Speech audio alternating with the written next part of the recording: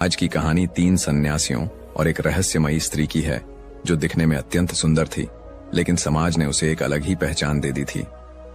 इस कहानी में रहस्य है, रोमांच है और एक ऐसा मोड़ है जिसे सुनकर आपका मन भी सोचने पर मजबूर हो जाएगा। तो क्या आप तैयार हैं इस अनोखी यात्रा पर चलने के लिए? अगर हां, तो इसे अंत तक जरूर सुनिए, क्योंकि यह कहानी आपको जरूर कुछ नया सिखाएगी। यह बहुत पुरानी बात है। 3 सन्यासी जो सत्य की खोज में अपना संपूर्ण जीवन अर्पित कर चुके थे, देश देशांतर की यात्रा कर रहे थे। उनकी उम्र 35 से 40 वर्ष के बीच थी। वे कठोर तपस्या करते, गांव गांव घूमते और लोगों को सच्चे धर्म व जीवन का मार्ग दिखाने का प्रयास करते। वर्षों से भिक्षा पर निर्भर रहने वाले ये सन्यासी किसी भी गांव में जाते तो लोग श्रद्धा से उन्हें भोजन कराते और बदले में वे जीवन के गूढ़ रहस्यों पर प्रवचन देते। लेकिन उन्हें नहीं पता था कि आज की यात्रा उनके जीवन को एक ऐसा मोड़ देने वाली है जिसकी उन्होंने कभी कल्पना भी नहीं की थी। गर्मियों की एक दोपहर थी। सूरज आग बरसा रहा था, रास्ते तप रहे थे और धूल भरी हवाएं उनके चेहरे पर पड़ रही थीं। तीनों सन्यासी कई मील चलकर एक छोटे से गांव की सीमा पर पहुंचे। यह गांव बहुत शांत था। यहाँ के लोग सीधे साधे और भोले भाले थे। वे कृषि पर निर्भर थे और अपनी मेहनत से जीवन यापन करते थे। सन्यासियों ने गांव में प्रवेश किया और भिक्षा मांगनी शुरू की। वे घर घर जाते, भिक्षाम देही कहते और लोग उन्हें आदरपूर्वक भोजन देते। लेकिन जैसे जैसे वे आगे बढ़ते गए, उन्हें एहसास हुआ कि गांव में एक घर ऐसा भी है जहां कोई नहीं जाता। आखिर ऐसा क्या था उस घर में? क्यों पूरा गांव उससे दूरी बनाए रखता था? गांव के एक कोने में बनी एक झोपड़ी बाकी सभी घरों से अलग थी। वह थोड़ी टूटी फूटी लेकिन रहस्यमयी थी। भिक्षा मांगते समय एक सन्यासी ने एक ग्रामीण से पूछा, भाई, ये झोपड़ी किसकी है? हमने पूरे गांव से भिक्षा ले ली, लेकिन इस घर से नहीं ली। ग्रामीण का चेहरा अचानक गंभीर हो गया। उसकी आंखों में एक अजीब सा डर और असहजता थी। उसने धीरे से कहा, बाबा जी, उस घर में मत जाइए, वह स्थान आपके लिए उचित नहीं है। सन्यासियों को यह सुनकर हैरानी हुई। उन्होंने फिर पूछा, क्यों भाई, वहां कौन रहता है? ग्रामीण ने गहरी सांस ली और धीरे से कहा, वहां एक विधवा रहती है, लेकिन अब वह समाज के लिए एक कलंक बन चुकी है। सन्यासियों ने आश्चर्य से एक दूसरे की ओर देखा। आखिर ऐसा क्या था उस स्त्री में कि पूरा गांव उसे अछूत समझता था? क्या सन्यासी उस झोपड़ी में गए? क्या उन्होंने उस स्त्री से मुलाकात की? और अगर की, तो फिर आगे क्या हुआ? इस कहानी में ऐसा मोड़ आने वाला है जो आपको चौंका सकता है, इसलिए इसे अंत तक जरूर सुने। गांव वाला संतुष्ट होकर चला गया, लेकिन तीनों सन्यासियों के मन में एक अजीब सी जिज्ञासा जाग उठी। वे सोचने लगे, क्या वास्तव में इस स्त्री का सौंदर्य इतना अनोखा है कि हर पुरुष उसके वश में आ जाता है? क्या यह केवल रूप का आकर्षण है या इसके पीछे कोई गहरी कहानी छिपी हुई है? आखिरकार उन्होंने निश्चय किया कि उन्हें इस स्त्री से मिलना चाहिए। वे देखना चाहते थे कि उसकी खूबसूरती में ऐसा क्या खास है जो गांव के सभी पुरुषों को उसकी ओर खींच लाता है। धीरे धीरे वे उस झोपड़ी की ओर बढ़ने लगे। रास्ते में वे सोच रहे थे कि यह स्त्री कैसी होगी। क्या उसका आकर्षण वास्तव में इतना शक्तिशाली है कि कोई भी उसे देखकर अपने होश खो बैठे? झोपड़ी गांव के किनारे हल्की झाड़ियों से घिरी हुई थी।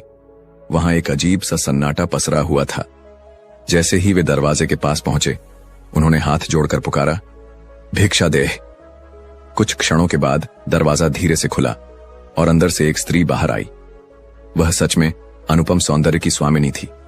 उसकी बड़ी बड़ी काली आंखें किसी रहस्य से भरी हुई थीं। उसके लंबे घने बाल कमर तक लहराते थे। उसका रंग चंद्रमा की तरह उज्जवल था और उसका शरीर सुडौल एवं आकर्षक। सन्यासियों ने एक पल के लिए उसकी ओर देखा, लेकिन तुरंत अपनी दृष्टि स्थिर कर ली। वह स्त्री हल्की मुस्कान के साथ बोली, आज मेरा सौभाग्य है कि मेरे दरवाजे पर सन्यासी आए हैं। अब तक यहाँ केवल पुरुष आते थे, लेकिन वे किसी और उद्देश्य से आते थे। आज पहली बार कोई भिक्षा मांगने आया है। उसकी आवाज में एक अजीब सा आकर्षण था जो किसी को भी अपने प्रभाव में ले सकता था। सन्यासियों ने शांत स्वर में उत्तर दिया, देवी, क्या हमें कुछ भोजन या पानी मिल सकता है? वह स्त्री हल्के से हंसते हुए बोली, भोजन की चिंता छोड़िए, यदि आपको कुछ और चाहिए तो बताइए। सन्यासियों ने मुस्कुराते हुए कहा, नहीं देवी, हम सांसारिक इच्छाओं से बहुत दूर हैं। हमें केवल थोड़ा पानी चाहिए। वह स्त्री कुछ पल तक उन्हें देखती रही, फिर बोली, अंदर आइए, मैं आपको पानी लाकर देती हूं। तीनों सन्यासियों ने महसूस किया कि यह स्त्री बहुत चतुर है। उसकी बातें और उसकी सुंदरता किसी भी साधारण पुरुष को अपने वश में करने के लिए पर्याप्त थीं। फिर भी वे निडर होकर भीतर चले गए। झोपड़ी के अंदर एक दीपक जल रहा था, जिसकी मंद रोशनी वातावरण को और भी रहस्यमय बना रही थी। वे जमीन पर बैठ गए और कुछ ही देर बाद वह स्त्री एक सुंदर पीतल के लोटे में पानी लेकर आई। सन्यासियों ने पानी पिया और शांत भाव से बैठ गए। फिर उनमें से एक ने धीरे से पूछा, देवी, क्या आपका स्वभाव सदा से ऐसा ही था या जीवन की परिस्थितियों ने आपको ऐसा बना दिया? यह सुनते ही स्त्री कुछ क्षणों के लिए चुप हो गई। उसके चेहरे पर आश्चर्य मिश्रित एक भाव उभरा। आज तक किसी ने मुझसे यह प्रश्न नहीं किया, उसने धीमे स्वर में कहा। लोग मेरे पास आते हैं, लेकिन केवल मेरे शरीर को पाने के लिए। कोई नहीं पूछता कि मैं कौन हूं, मेरा अतीत क्या है या मैं क्या चाहती हूं। यह कहते हुए उसकी आंखों में हल्की नमी झलकने लगी। कुछ क्षणों तक सन्नाटा छाया रहा। फिर उसने अपनी कहानी सुनानी शुरू की। कुछ महीने पहले मेरे पति की मृत्यु हो गई। मैं अकेली रह गई, बिना किसी सहारे, बिना किसी जमीन जायदाद के। जब मैंने काम की तलाश की तो हर पुरुष ने मुझे केवल भोग की वस्तु समझने की कोशिश की। तब मैंने सोचा, क्यों न मैं ही वह बन जाऊं जिसकी ओर लोग स्वयं आकर्षित होते हैं।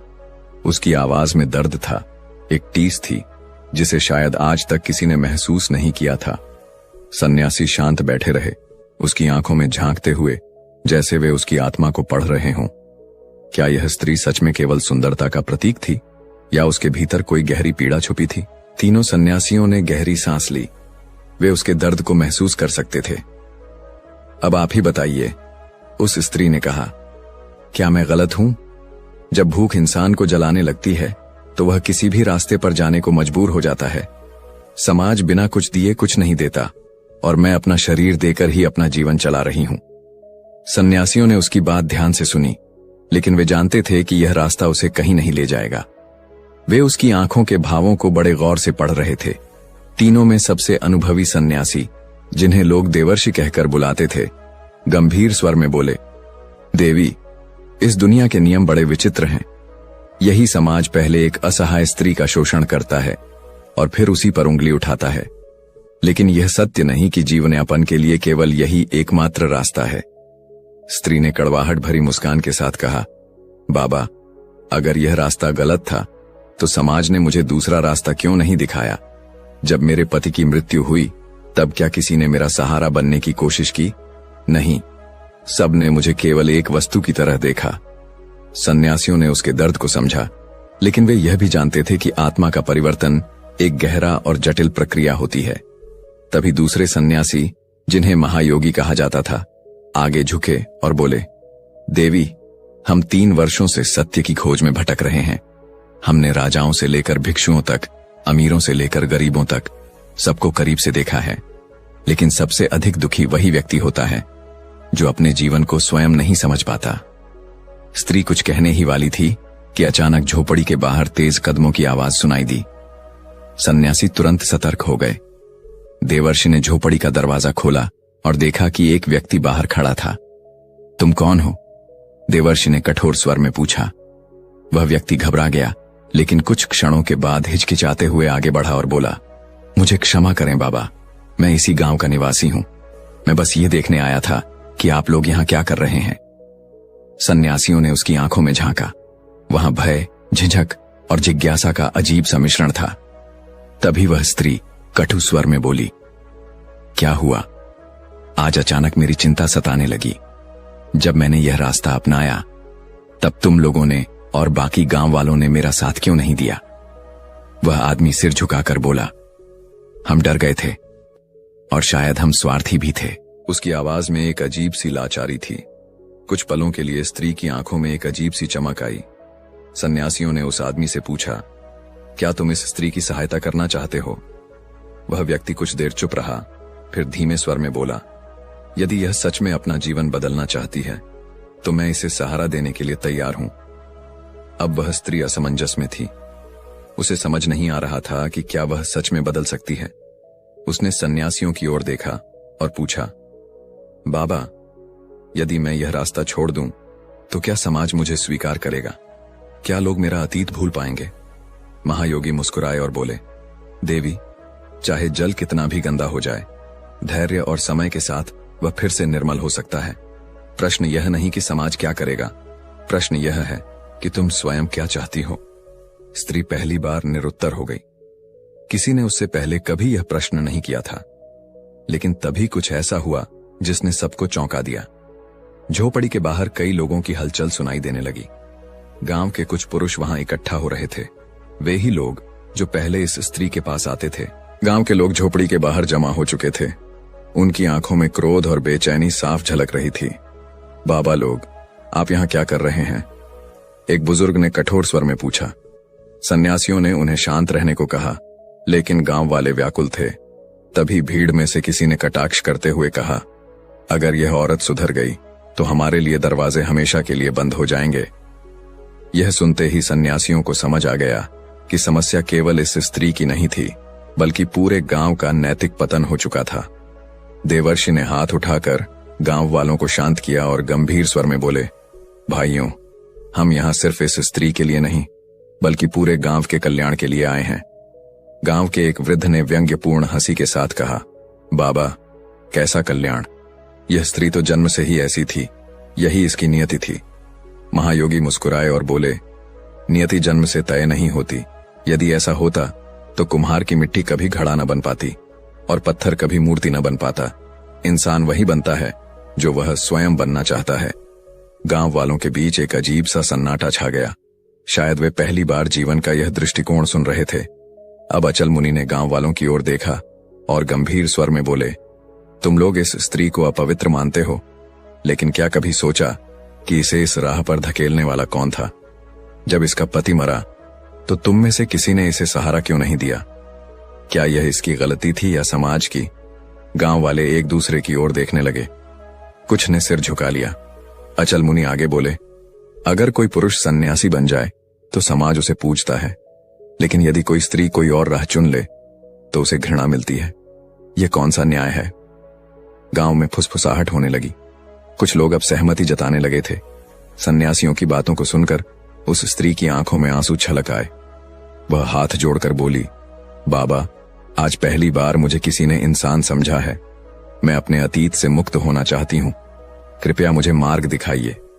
महायोगी बोले, देवी, सबसे पहले तुम्हें स्वयं पर विश्वास करना होगा। समाज के भय से मुक्त होकर अपने लिए एक नया मार्ग चुनना होगा। स्त्री कुछ क्षण विचार करती रही, फिर उसने धीरे धीरे अपने गहने उतारकर सन्यासियों के चरणों में रख दिए और दृढ़ स्वर में कहा, आज से मैं अपनी पुरानी पहचान त्याग रही हूं। अब मैं एक नया जीवन प्रारंभ करूंगी। गांव वाले यह देखकर चकित रह गए। कुछ के मन में प्रश्न उठे तो कुछ के हृदय में सम्मान की भावना जागी। अब देवर्षि गांव वालों की ओर मुड़े और बोले, अब यह स्त्री अपना जीवन बदलना चाहती है, लेकिन प्रश्न यह है कि क्या तुम लोग इसे स्वीकार करोगे? गांव में एक बार फिर हलचल मच गई। कुछ लोगों ने सहमति में सिर हिलाया, लेकिन कुछ अब भी संकोच में थे। तभी एक वृद्ध किसान आगे बढ़ा और हाथ जोड़कर बोला, बाबा, आपने आज हमारी आंखें खोल दी। यदि यह स्त्री सच में अपना जीवन बदलना चाहती है तो हमें इसे अपनाने में कोई संकोच नहीं होना चाहिए। इतना सुनते ही भीड़ में धीरे धीरे सहमति की आवाजें उठने लगीं। सन्यासी मुस्कुराए। आज न केवल एक स्त्री बल्कि पूरे गांव का दृष्टिकोण बदल गया था। धीरे धीरे और भी लोग सहमत होने लगे। कुछ युवा आगे आए और बोले, यदि यह स्त्री मंदिर में पूजा करना चाहती है तो हम इसे नहीं रोकेंगे। सन्यासियों के चेहरे पर हल्की मुस्कान आई। वे समझ गए थे कि बदलाव की प्रक्रिया शुरू हो चुकी है। तीनों सन्यासियों ने स्त्री को आशीर्वाद दिया और कहा, अब तुम अपने जीवन को उस सत्य की ओर मोड़ो जिसे तुम वर्षों से अनदेखा कर रही थी। जो भी कठिनाइयां आए, धैर्य मत खोना। सत्य का मार्ग कठिन होता है, लेकिन यही मार्ग तुम्हें वास्तविक सुख देगा। गांव के लोग अब पूरी तरह शांत हो चुके थे। कई लोगों ने उस स्त्री से क्षमा मांगी और उसे नया जीवन शुरू करने के लिए प्रेरित किया। सन्यासियों ने आखिरी बार गांव को देखा और अपने मार्ग की ओर बढ़ने लगे। उस दिन के बाद से वह स्त्री गांव के मंदिर में पूजा अर्चना करने लगी।